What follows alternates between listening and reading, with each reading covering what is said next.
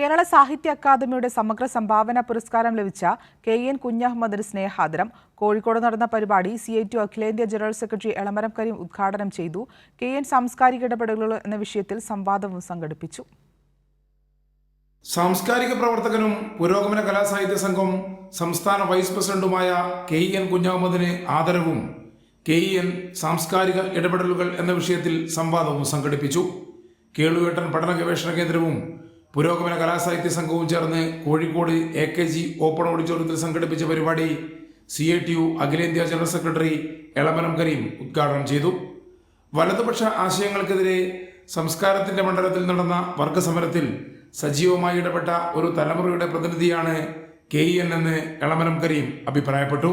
വലതുപക്ഷ ആശയങ്ങൾക്കെതിരെ സംസ്കാരത്തിന്റെ മണ്ഡലങ്ങളിൽ നടന്ന വർഗസമരത്തിൽ സജീവമായി ഇടപെട്ട ഒരു തലമുറയുടെ പ്രതിനിധിയാണ് കെ.എൻ. കേരളമെമ്പാടും വർഗീയതക്കും ജാതി വ്യവസ്ഥ സൃഷ്ടിച്ച വിവേചനങ്ങൾക്കും സാമ്രാജ്യത്വത്തിന്റെ അധിനിവേശ ഭീകരതക്കുമെതിരെ തന്റെ പ്രഭാഷണങ്ങളിലൂടെയും സംവാദങ്ങളിലൂടെയും നമ്മുടെ സമകാലീന സാംസ്കാരിക ജീവിതത്തെ പുരോഗമനാത്മകവും ജീവസുറ്റതുമാക്കാൻ പ്രധാനപ്പെട്ട പങ്കാണ് കെ.എൻ. നിർവഹിച്ചിട്ടുള്ളത്. കേളുവേട്ടൻ പഠന ഗവേഷണ കേന്ദ്രം ഡയറക്ടർ KT കുഞ്ഞിക്കണ്ണൻ അധ്യക്ഷത വഹിച്ച പരിപാടിയിൽ CPIM ജില്ലാ സെക്രട്ടറി M. മെഹബൂബ് കെ.എൻ.ന് ഉപഹാരം സമർപ്പിച്ചു. Professor MM. Narayanan, doctor KM. Anil, K N., doctor U. Hemant Kumar എന്നിവർ സംസാരിച്ചു. പരിപാടി വെനിസ്വേലൻ ജനതയ്ക്ക് ഐക്യദാർഢ്യം അർപ്പിച്ചു.